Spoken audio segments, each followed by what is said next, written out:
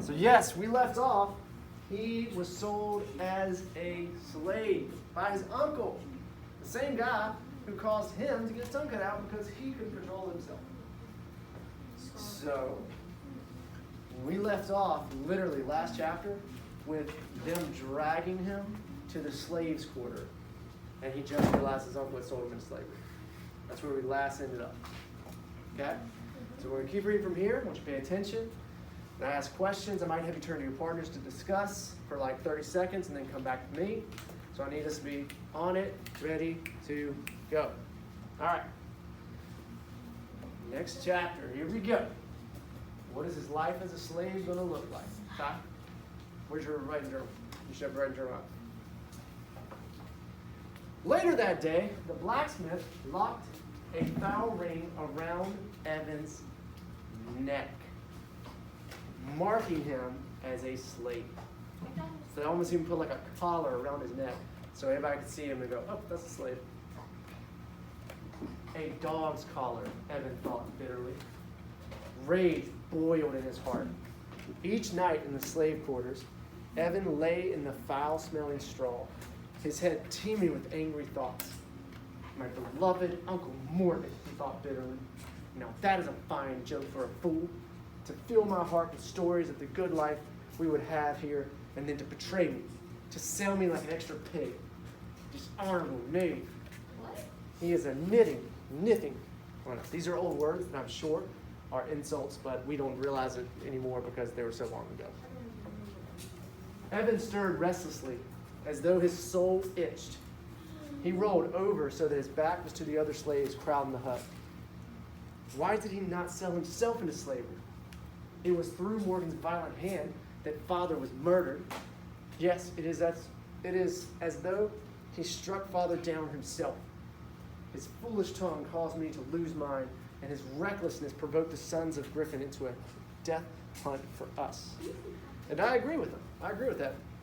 Like, how selfish can a man be that you caused your brother to die, you caused your nephew to get his tongue cut out, and then you choose to sell your nephew to save yourself? Like, I agree with that. And like, if you are any type of man, you should have sold yourself to pay that, because this was all you. But he wanted his life still. Yep. It's a blacksmith, But at the very beginning, the blacksmith of the place he's at put the collar around him. He's not a blacksmith yet. The breath caught in Evan's throat. Now he has stolen my freedom too. He has stolen everything from me. He has turned me into a collared dog. He is a liar. The words struggled in his mind to escape, but they remained locked within, silent and powerless. He had always spoken so easily. The right words always came to mind. Now, everything had changed. He would never grow accustomed to the clumsy stump of his tongue. It felt so strange. It was a constant reminder of his silence. The silence is what he felt to be the most painful part of his existence now. If he could only voice his anger, give word to his hatred, grab someone's arm and make him listen. He longed to bellow, my uncle betrayed me! He's talking to his head. The moon shone full that week, and from then until the next full moon, these thoughts burned in Evan's heart till he felt he would burst. All right, I want you to stop. Turn to your partner. I've got a question for you. When someone hangs on to something that they're angry at, what happens? What happens to that person? So if you are angry about somebody that did something wrong to you, and you keep being angry every day for a month, what happens? So talk to your partner 30 seconds. What happens? Go. Think of how it would affect your body, people around you. Headache. Think of all things. Just brainstorm.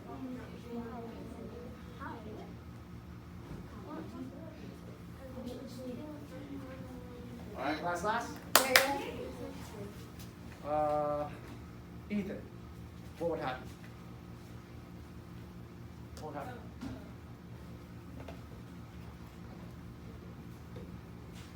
Huh?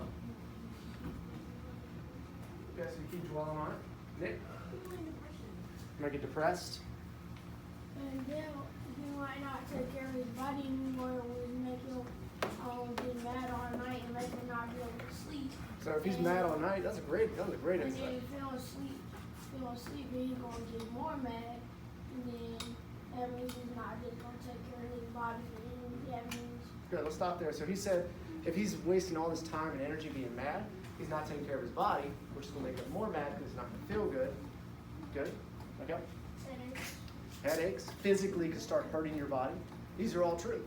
If you hold on to something like that, like anger and bitterness, it will affect your physical health, it will affect your mental health, it will affect your relationship with other people.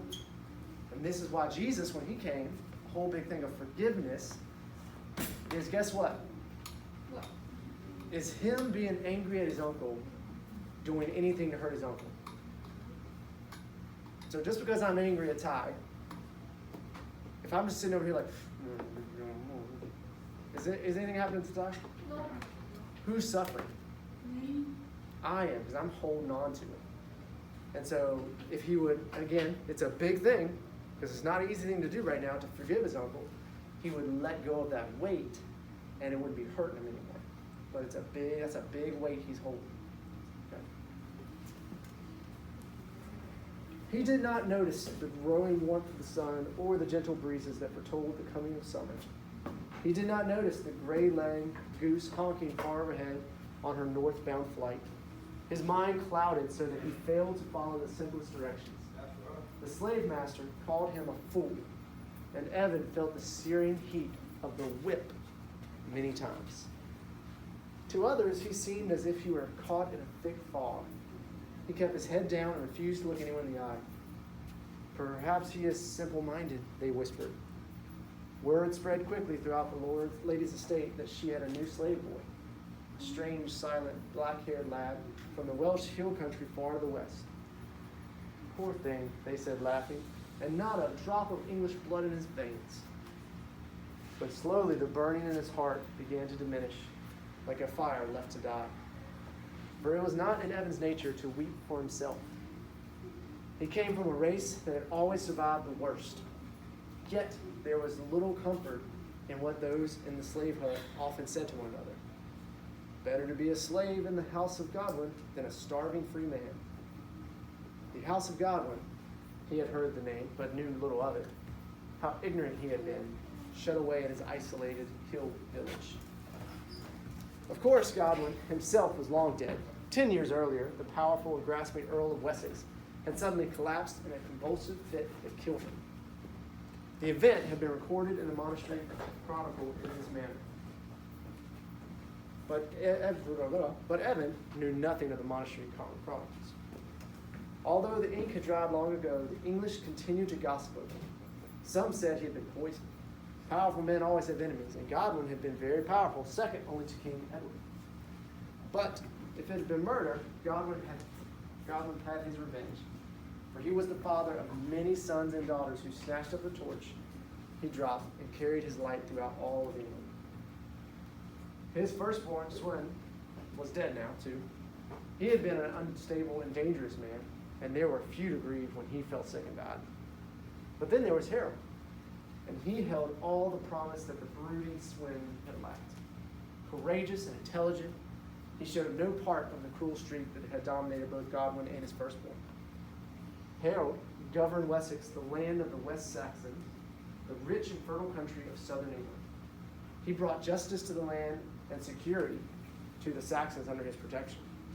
His power came directly from King Edward, who held this most experienced and capable earl in high esteem. It was well-earned respect, too, for in times of war, Harold commanded the king's army. Why do you think he keeps talking about this guy named Harold? Let's make a prediction real quick. So out of nowhere, we're reading the story about Evan, right? Mm-hmm. Yeah. Then out of nowhere, he starts talking about this Earl Harold guy. Why would he do that? So I'll make a prediction for me. Out of nowhere, they just randomly start talking about this guy. Maybe he's Well, he's not the king. He's like second in power to the king. He's in charge of he's kind of like, think of him like the mayor of Greenville. Like his job is still very different, but his job is to take care of that whole surrounding area. And the king is the one that's told to do that. Nick? Not a family member. Maybe he was a friend when Evan was a slave and then. No, it wasn't one of those. Hey guys, let me ask you a question. If somebody new is introduced in a story, what's probably going to happen? What's probably going to happen out here? They're probably going to talk about him or Do you think he might enter the story? Everybody, did you hear that? Let's pay attention. Do you think he might enter the story? Yes. I think so. My prediction is I think something's going to happen soon with Harold because they're spent like a page and a half explaining this guy. So these are things while you are reading, you're still thinking. You're not just blah, blah, blah, blah, blah, blah, blah, I'm done. No, like I stopped right there as I was reading. I stopped and said, why would they just keep talking about him so much? I bet he's going to be in our story soon. While you read, you're thinking about these predictions and stuff that you're making as you're going. Okay? Yeah. I think that he's gonna get Evan out of slavery because he heard about his story. It might be. That's a good prediction. That's definitely a good prediction. We'll see in the next few pages if that comes true. That's a good prediction. All right, let's keep going. In times of peace, he judged fairly. When he sat in the moot hall of each village, hearing legal cases and interpreting the law, he oversaw the minting of the realm's new coin and collected the harvest tax so that none would starve. The king, known for his piety is like they're religious. Like if you're really religious, it's like your piety. So he's known for his piety. And little else relied heavily on Harold's experience and good sense. The third son, Tarsine, of the red hair, had grown from a handsome and charming boy into a handsome and charming man. Sweet words fell from his lips, and he enjoyed the admiration of many. But he failed to command his compassionate nature, and he easily took offense. Tarstic ruled Northumbria on the northeastern coast of England. This was Viking settled land, and its people tolerated their Saxon earl with uneasy suspicion. Gurth, the next brother, was as big as Harold and Tostig put together, the kind of man one wants by his side on the battlefield. Confident in his own right, but content to follow, he looked to Harold for counsel. East Anglia, the land of the East Angles, had been parceled out for him to govern. Young, so they're introducing this whole family. Young Leofar was the last of Godwin's sons, tall, spindly, and with hair that like yellow flax. Leofar was much loved for his simple ways and feared by no one. He ruled Kent, Surrey, and the friendly shires north of London with an easy hand. For his youngest child, a winsome girl, Godwin achieved perhaps his greatest success. Before he died, he contrived a royal marriage for her with the reluctant King Edward, long a bachelor. His daughter a queen, his sons earls, Godwin had reason to die a contented man. So, as the Chronicle truthfully recorded it, the year 1063 found England prospering under the strong and just rule of the Godwin family. It failed to note that Evan of Carmarthen found himself that same year a slave in the household of the auburn-haired Lady These names, guys, they're just tough because they're old names. Elgith? We call her Elgith. The woman Earl Harold of Wessex loved. Each morning at dawn, the slave master unlocked the door, the slave hut. He stooped to enter through the low door, showing his high, shining forehead and thin patch of tangled hair. A coiled whip lay tucked in his belt. "Son up! Son up!" he shouted at the men and boys who shared the musty hut. As they stepped into their breeches and pulled their tunics over their heads, he told each his day's work. "Stark, Wolf, Coot, join the men in the east barley field and do whatever the lead man says." 3 boys left all laughing at some silly joke, happy to be shared a task. Evan watched them leave. How he longed to be sent with them. But the slave master thought he was too stupid to do anything but the simplest choice. "You, Shadow!" the slave master shouted, as though Evan were deaf as well as dumb. Laughter erupted behind him. Shadow was what they called dogs on horses. Evan burned with shame. Uncle Morgan had even stolen his name. "Shadow, clear out the rushes of the hall." Evan jumped to his feet quickly, determined to avoid the whip today. His back still stung from yesterday's blows. While in the great hall, Evan listened to Lady Eldred told a group of new pages about their history. He found his knowledge of the English tongue improving. He'd always known enough to get by with the Saxon traders who came to Rollo's Den, but now he was learning the fullness of language, its breadth and imagery. The boys, who were 7 or 8 years old, had come from all parts of Wessex to begin their training. For most, it was their first time away from home. All right, I'm going to stop there, and you're going to write. So we'll pick up there tomorrow. But open up your journals to your topic, and I want you to make a prediction for reading tomorrow. All right. The prediction is, on our topic. In our topic, you can put King's Shadow. And put page numbers.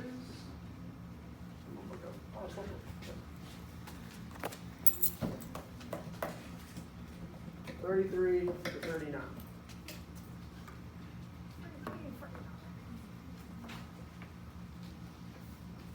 Okay. So, I want you to notice a few things. Number 1, we know Evan is smart, right? Yeah. He was very talented. He was able to memorize the entire book to say the whole story, to say from memory in front. So we know he's smart. Okay? The main slave master has given him the job, it sounds like mostly, of working in the keep and cleaning up the dishes in the keep. But if he's in the hall, or the keep is the big building that the lady lives in. If he's in there a lot, what do you think he's going to hear a lot? He's hearing all the noblemen and the woman there, right? And so he's learning. As it said right there, even though he just got there and he kind of couldn't talk the language, he's already really picking up their language. He can understand what they're saying. So I want you to make a prediction. Because Evan is working in the Great Hall, what do you think might happen? So, because Evan, and you can write this down on your page, is working in the Great Hall, what do you think might happen?